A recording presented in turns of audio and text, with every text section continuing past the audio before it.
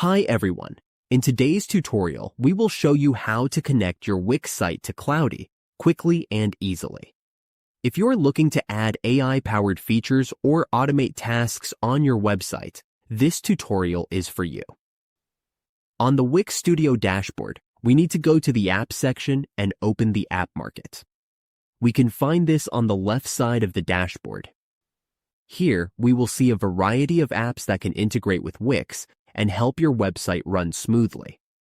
We just need to type AI integrations in the search bar.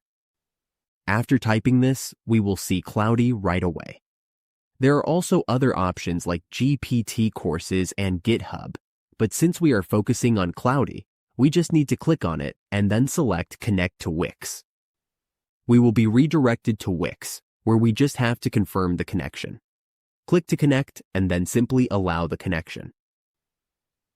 If it does not connect the first time, we just need to repeat the process and try again. It is important to have an upgraded plan so that we can connect Cloudy to our Wix site. By connecting Wix with Cloudy, we can improve customer interaction, generate content faster, and make our website smarter using AI tools.